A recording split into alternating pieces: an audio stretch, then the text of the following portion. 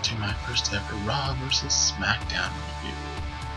This is for the Raw from August 29th, 2016 and the Smackdown from tonight, August 30th, 2016. Now, looking back on the first 5 weeks, I believe, of this new brand split, totally Team Smackdown. They have the superior promos by far, and they actually at least try and tell a little bit of stories, and they do a good job of building characters up, something that Raw has struggled with, in my opinion. But we're gonna break down this week, starting with Raw. The show started with hype for the big fatal 4-way for the Universal Championship. We go in the ring with Corey Graves, who is with the 4 people in that match: Seth Rollins, Roman Reigns, Kevin Owens, and Big Cass. Rollins cuts Graves off and takes credit for putting Finn Balor out of accident. Owens is asked a question. Owen talks about how he's a prize fighter, and he's at his best when its stakes are high. Let's see. Owen takes a shot at Enzo and Cass and how he and Jericho beat him. Cass says he knows where he stands. He's only been here a few months and has never won a title, but that means he has nothing to lose. The crowd pops a bit for that. Rollins cuts everybody off again eventually. He wants to take over this. Eventually he asks Reigns something, who hasn't said anything the whole segment, and this starts a big old fight after Reigns says what he's going to say is basically just punching Owens in the face. So he punches Owens and they have a big spat, with Reigns standing tall at the end. We get hype for later in the day where Paul Heyman will address Brock Lesnar's actions. And then we get a match between Neville and Chris Jericho. Now, the thing you're going to hear me say about Raw matches a lot is that they're okay. And this was one of them. This match was okay. Nothing bad. Nothing good either. Just a normal Raw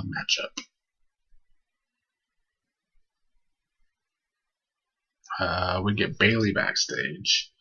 She's getting hugs from some of the people backstage that work at the WWE, apparently. She then walks upon the New Day, who are eating their bootios. They start their, the New Day's pleased to see Bayley. They're pretty much marking out about it. Dana Brooks comes out, and she starts talking shit to Bayley. The New Day reminds us that Bayley beat her last week. Dana says she wasn't out there to wrestle last week. She threatens to go find Luke Gallows and Carl Anderson, but the New Day tells her to bring it on. So we have a intergender six-person match later. The promo with them was okay. There's that okay word again. We then get a squash. I don't know how I feel about all these squashes. Nia Jax gets yet another squash. Like, is it really getting these people over, or is it just a channel changer? I mean, that's how I feel about it. I don't feel like it's really getting these people over that much, beating a bunch of nobodies. I know squashes have their place, but they don't make for good television. Especially when we have 2 in a row. We have a Sami Zayn versus Jinder Mahal match, but it's basically yet another squash. So then the intergender 6-person match: New Day and Bayley versus Dana Brooks and Luke Gallows and Carl Anderson. Another okay match, I guess. Nothing special. Bayley wins, hitting the Bayley to belly. Yeah. So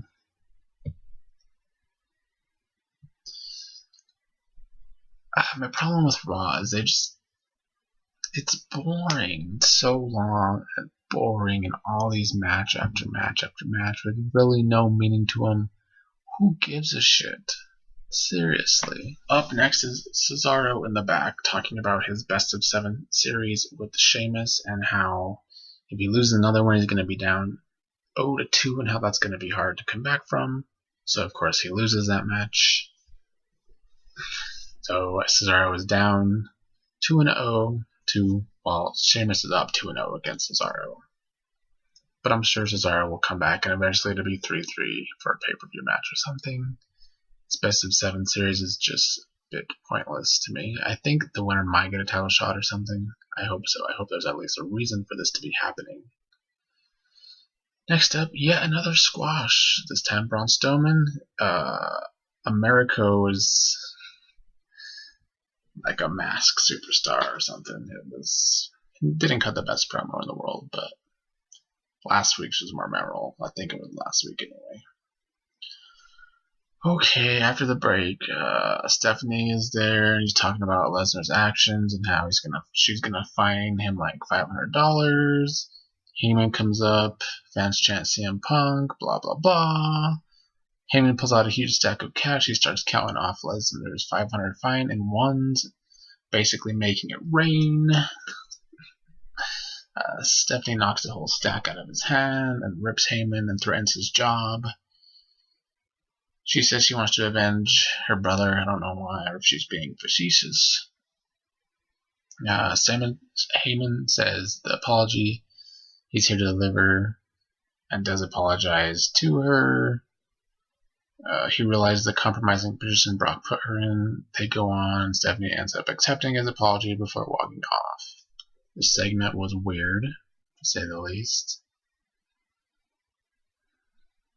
It was okay, or something to that effect. Darren Young versus Titus O'Neil. Did anybody actually care? They have not built up either of these guys all that well. They need to do something. They need to give a better story to these people. And I know a lot of people online on Twitter tonight after watching SmackDown were talking about how Raw was better this week. I know they're saying that because of the main event, which was good, but does 30 minutes of decent stuff really make up for the 2.5 hours of boringness before it? No. But on to the main event. For the vacant WWE Universal title, Roman Reigns versus Kevin Owens versus Big Cass versus Seth Rollins. It really was a good match. Big Cass got eliminated first, which was surprising. I thought maybe they'd make it seem like he was going to be the underdog to win towards the end or something. That did not happen. He was out fairly quickly, and then the other three battled it out. And then the shocker was Triple H coming out and pedigreeing Reigns outside the ring, throwing him in so Rollins could cover. He then throws Owens in the ring, and it looks like he's going to help Rollins win this against Owens, but then he turns on Rollins and pedigrees him, giving Kevin Owens the win, and he is now the second ever Universal Champion. Is it going to be KO Mania? I guess we'll find out. I do like Kevin Owens. I'm glad that he has a championship. And the main event was good for Raw, but the rest of the show before it, boring, long, and not good. I don't care what you say. That 30 minutes does not make up for the 2.5 hours of ho-hum bullshit. Let's get to some Superior Smackdown. Now last week they had, on Smacking Talk instead of Smackdown, they had the great promo with The Miz against Daniel Bryan. I don't know why this was on Talking Smack instead of Smackdown. I guess maybe they're trying to sell the WWE Network for more buys. But it really should have taken place on SmackDown so everybody could have seen Miz's greatness in that promo. But they did show the whole thing at the beginning of this show. But then they dropped the ball. The only time they show Bryan is in the back with Shane McMahon, who says Bryan should apologize because he's a GM now, not a wrestler. Bryan says he finds that advice wrong coming from the guy who has beef with Brock Lesnar. And I think that was the only time we saw Daniel Bryan tonight on SmackDown. In the ring, The Miz starts storming out before his music even starts playing. He cuts another promo. He says it took 149 days for everyone to take notice. He goes on about bringing prestige back to the title. He does showing a lot of passion with these promos, and I respect it very much. I've always liked The Miz. He's just great on the mic. He gets interrupted by Dolph Ziggler. Ziggler says Miz is making some points, but there's a reason fans don't get behind him. They can see through his crap. He says that Miz wants to be famous, and that's about it. Ziggler goes on and issues a challenge. They get ready to fight. Miz starts taking off his tie and stuff. However, Miz leaves the ring to boos. Ziggler takes the mic and says Bryan was right. Miz is a coward. Miz gets upset, but Maurice tries to calm him down. Ziggler tries to get him in the ring, but he leaves with Maurice. It was a good segment. SmackDown has delivered some great promos over the last couple weeks. A lot from Ziggler, and some from Dean Ambrose, and then of course Cena and AJ, but this was another one to add to that list. Miz is doing some good stuff, and I'm glad they're turning his character more serious rather than just playing goofy, so we could take him more seriously. This is what I'm talking about, SmackDown actually building some interest in their performers rather than, hey, let's go have a match, because it's a match. The SmackDown Tag Team Title Tournament, the Hype Bros beat the Vaudevillains. The match was short and sweet, I guess.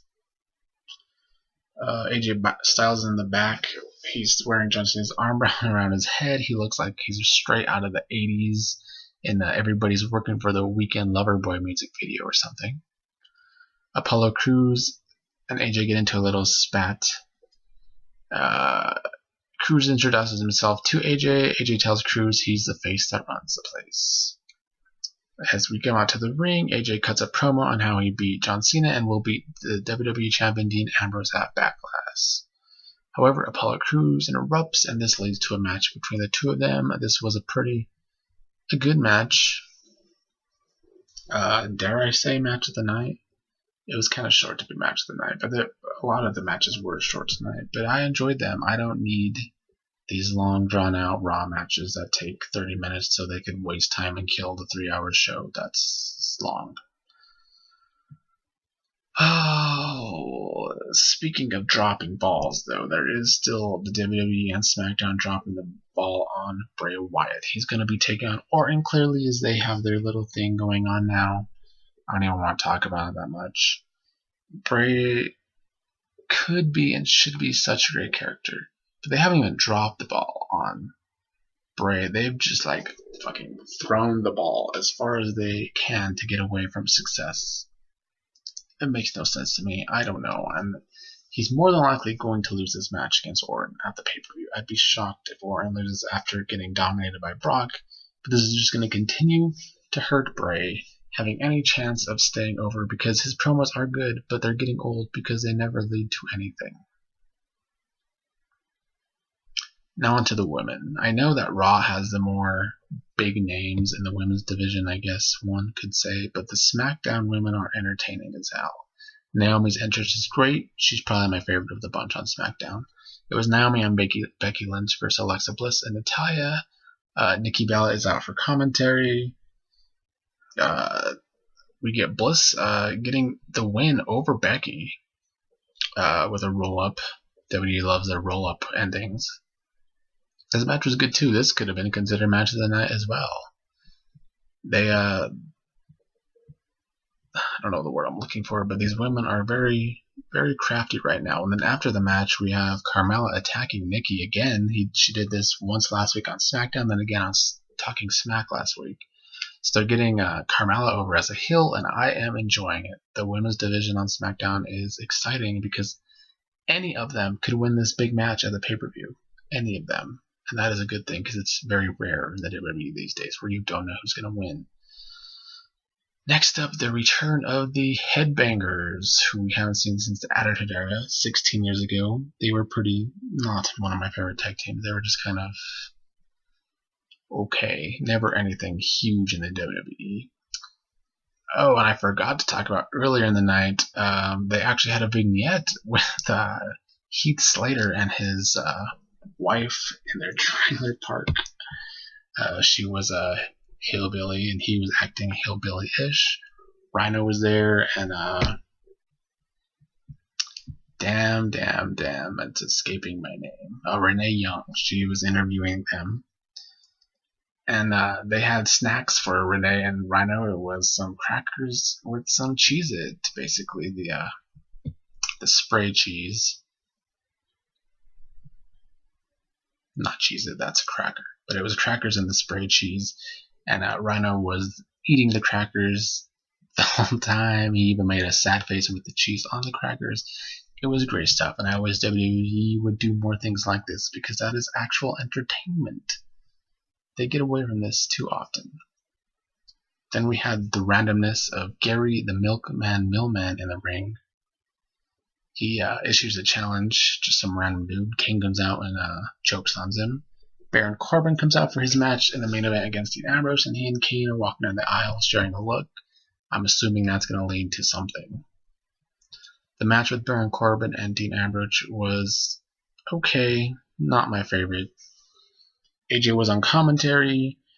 I'm glad that they didn't have Dean beat Corbin so they could keep him looking somewhat dominant. I think AJ got involved and he was going to kick Ambrose but accidentally kicked Corbin, so giving Corbin the win by DQ. After the match, Ambrose leaps off the apron and nails Styles. They do a brawl. They throw each other over the announce table. Ambrose starts beating on AJ, but here comes Corbin. AJ goes for a springboard in the ring, but Ambrose pushes him and he gets crouched on top of the ropes. And that was basically the end. All in all, SmackDown is just 2 hours of actual entertainment compared to Raw's mostly 3 hours of boringness. So once again, in my opinion, SmackDown won the week. I have them at 6-0 against Raw. Maybe I'm biased for Team SmackDown for some reason. I'm really not though, but Raw needs to up the ante in entertainment badly. Anyway, please visit boxoftalks.com. I will see you next week for SmackDown vs. Raw reviews. Later.